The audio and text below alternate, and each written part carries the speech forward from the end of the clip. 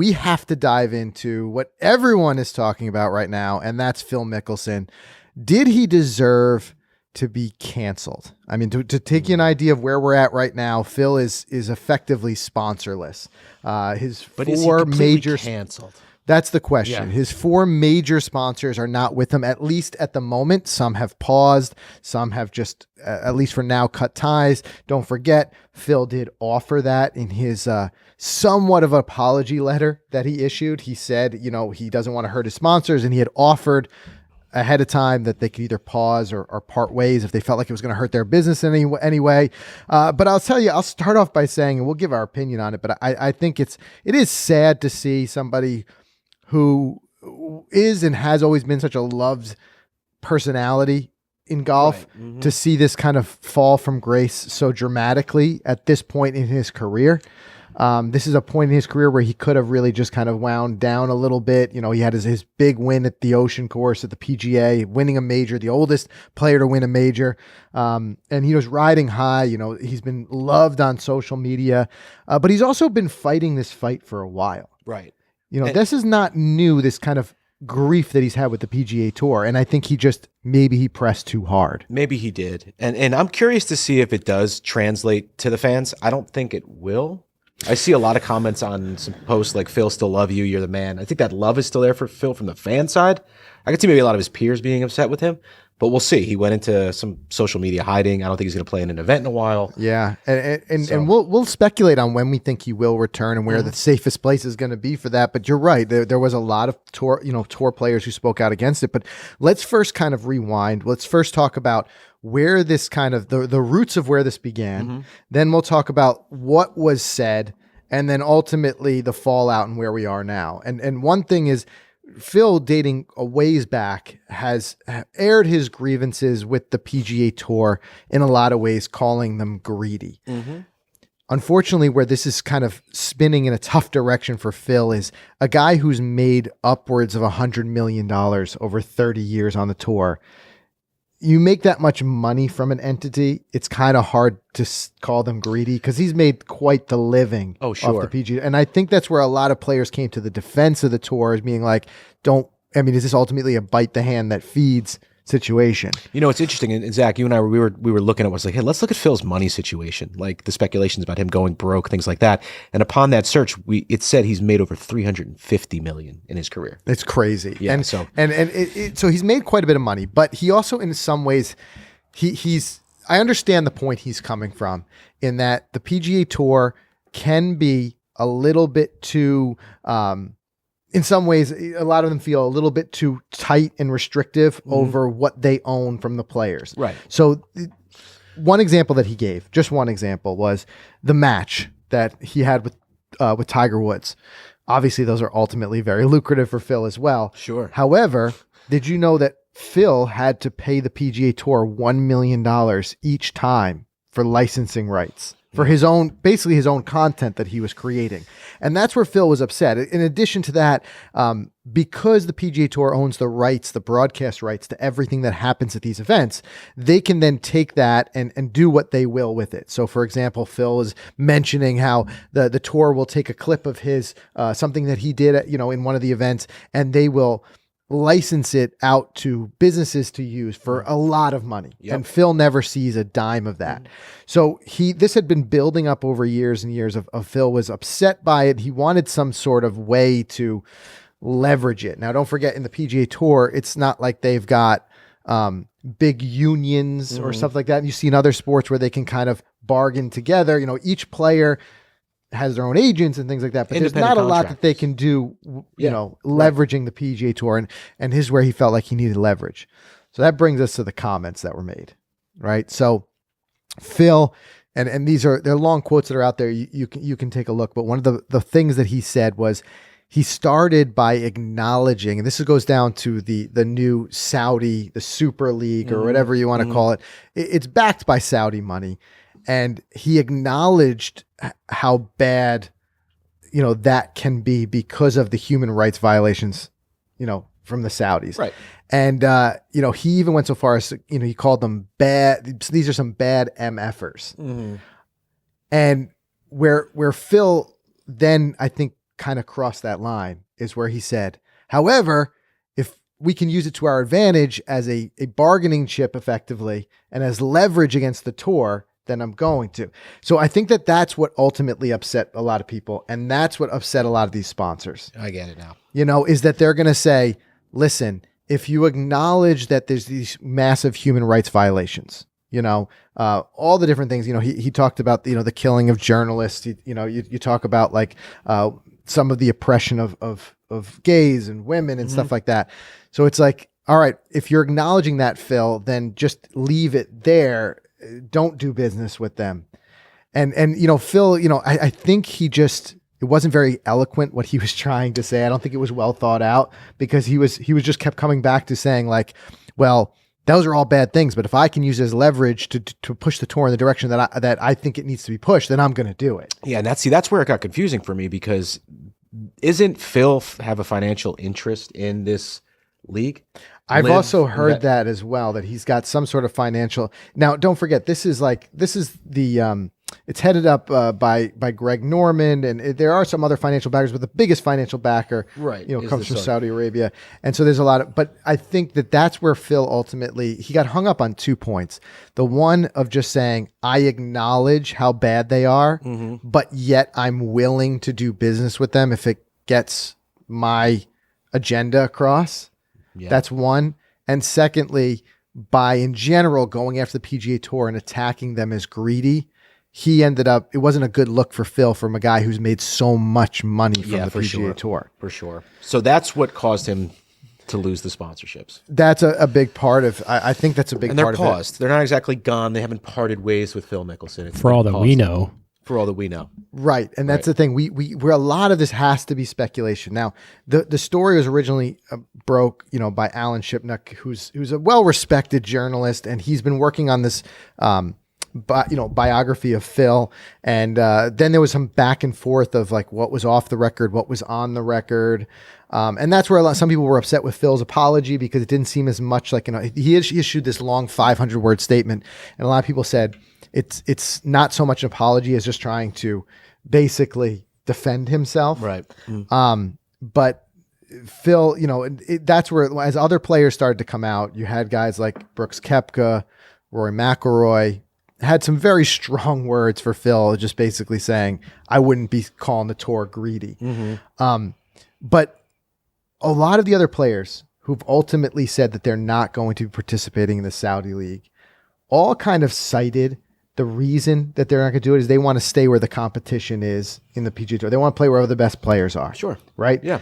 None of them quite addressed or even acknowledged what's going on with the human rights violations in Saudi Arabia. None of them said, like, that's not why I'm playing. They all just kind of sidestepped it. Right. I think where Phil got into a lot of trouble is that he acknowledged it, but then effectively was like, I'm still willing to do business. Right. Yeah, I see what you're saying. And you get that even in just the corporate world where a lot of companies will do business in whether it's Saudi Arabia or other areas where there's these human rights issues, but they don't actively say, I know that there's these issues, yet I choose to do business anyway. Right. A lot of them, it's like kind of a head in the sand that never acknowledge it, don't like kind of say it.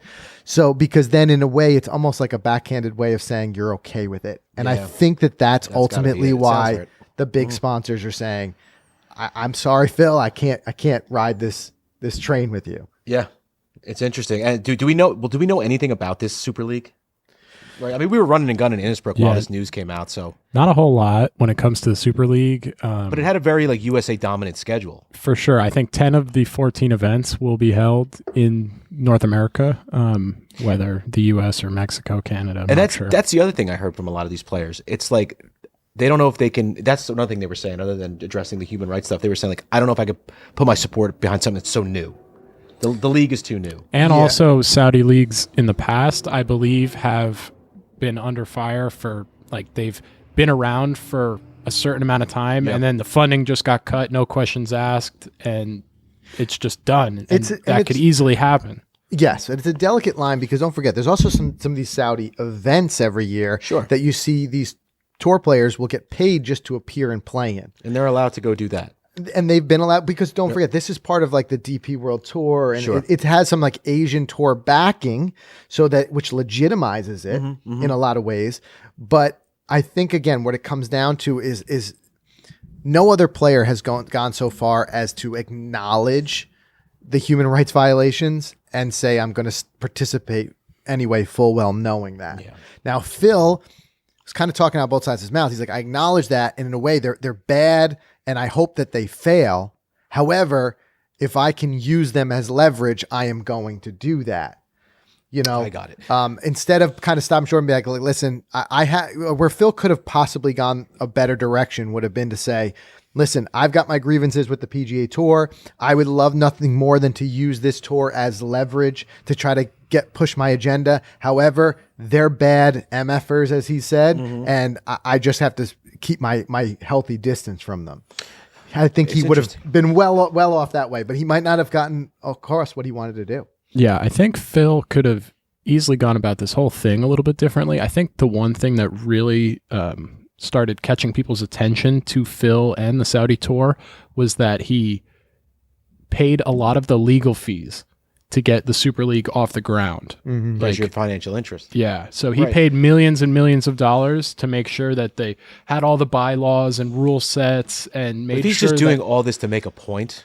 Well, that's what I crazy. wonder. Yeah. Did he do that? Is it some sort of underlying like financial hedge where he wants to make money? Or did he say, this is my chance to finally put the pressure I want on the PGA Tour. Let me do whatever I can to help this league succeed so that we can put the pressure back. Because what he ultimately believes, and Phil has thrown out a lot of numbers that are very hard to verify, billions of dollars worth of money that he feels like should have gone back to the players and is kept by the PGA Tour.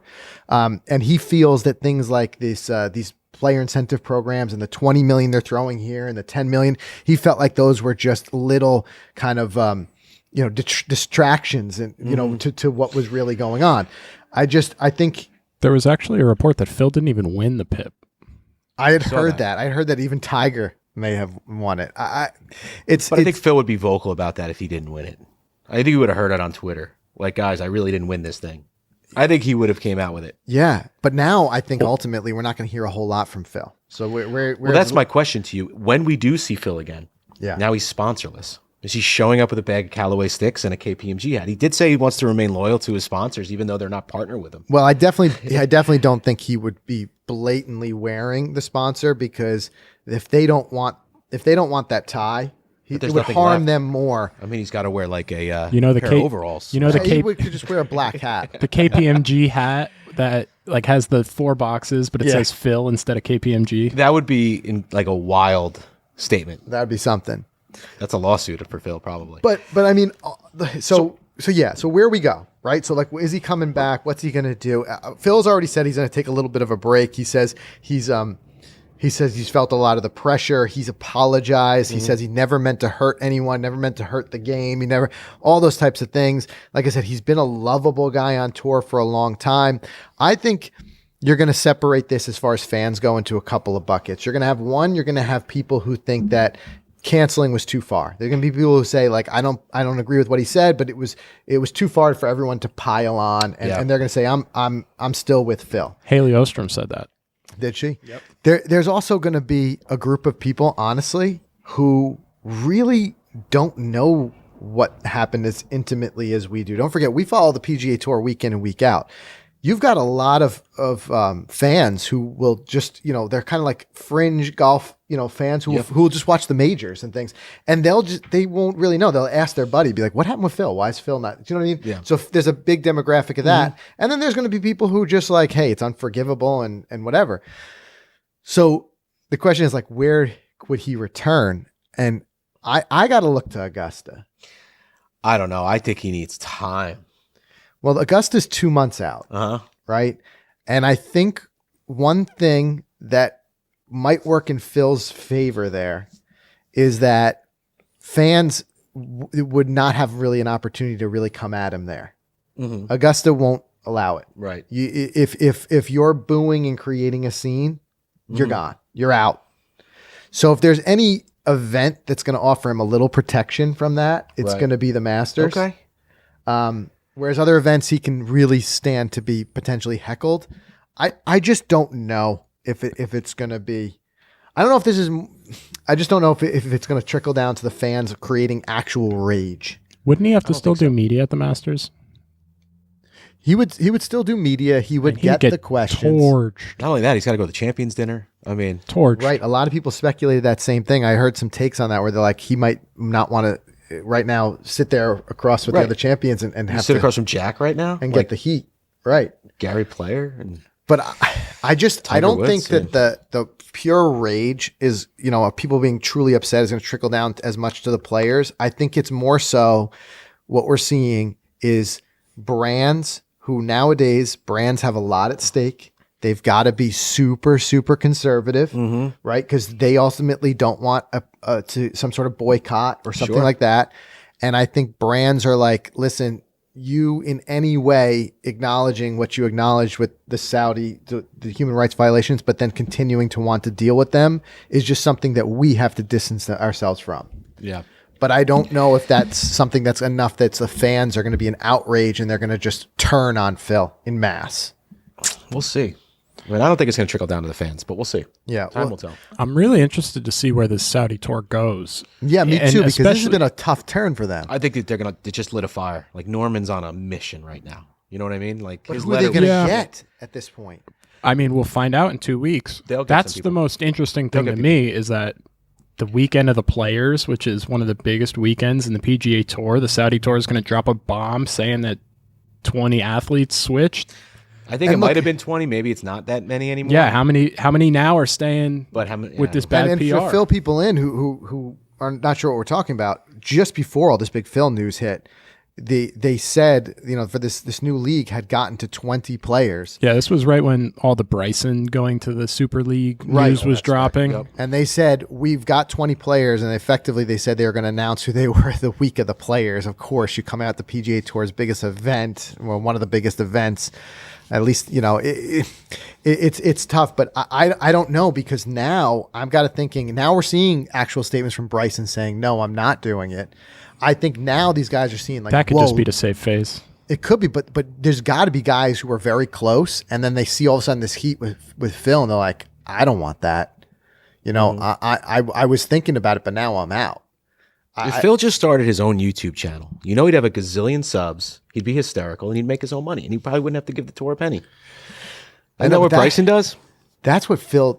Unfortunately, I think that's the direction I would have loved to see Phil. Phil in that lane where Phil is able to be funny. Would you watch a course log from Phil? Yeah, I You know, like watch Goat Hill everything. Park with That's Phil. the thing. I said we've said it before on this podcast. He's been a gift to social media. He's funny. He's got that all that charisma that we like to see. It's just that part of Phil that's so willing to just say whatever's on his mind was what bit him in the end here, because I don't think he fully thought through what he was saying. I think he was trying to make the point of saying the PGA Tour needs to change. I've had no success changing the PGA Tour.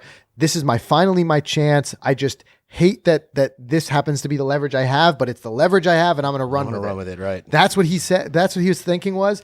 But ultimately, people were like, Phil, stop and think. You're talking about the leverage that you have being someone that you acknowledge being bad MFers who have human rights violations. That's maybe a leverage that you steer clear of. Yeah, there you go. And that's what really bit him. But the other thing too is, I'll leave it with this. There's also more speculation coming, because Alan Shipnuck, who's the one who's putting this biography together, has basically said and indicated that there's a lot more. There's more that was said. And that's what you kind of wonder. Is Phil now distancing? Are sponsors and them aware of something else that's going to hit that hasn't hit yet? I don't know. Alan did also come out Alan's just going to this make week. out the best in this whole situation. So Well- everyone's going to want to read this book. Yeah, Everyone's going to want to read the book. Yeah. the whole book thing just Yeah. blows my mind, because if I was Phil and this dude that I agreed or not, I don't know, to write my biography is basically just destroyed my life. Yes and no. I think You'd Phil did be- a lot to himself. No, I totally understand that, but like if Shipnuck never released any of The off the record statements. yeah, But that's Phil the would thing, be fine now, and there would be no, you know what I'm saying? Nobody would even be talking about this. But the thing is, where they're going to debate is whether it was off the record or not. You know, in his research and in his diligence, Alan supposedly called up Phil, had some questions about it, and he just caught Phil at a moment when Phil was heated, and Phil just went. He went. Alan says that he never said, "Hey, this is off the record." He just went. But I don't know. Jeez. Even Alan, though, has come out in this past week saying that he was surprised that Phil's. Well, he said he was surprised that Phil's sponsors ditched him over this. But again, living in a world right now where every company is so worried about their public image, I think it's just that it only takes a little bit where they're just like, no, I got to distance myself.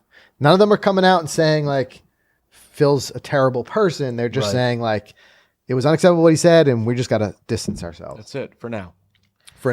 So that's where it leaves us. But I'd love to hear from you guys. Drop them in the comments, or in our Facebook group or the Golficity Clubhouse.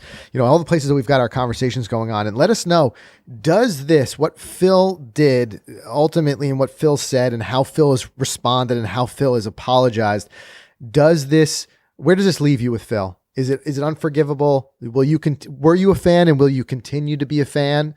Or is it something you're saying that, I didn't know this part of Phil, and I need to, I'm going to move on to other players to root for. I'd love to hear what people have to think.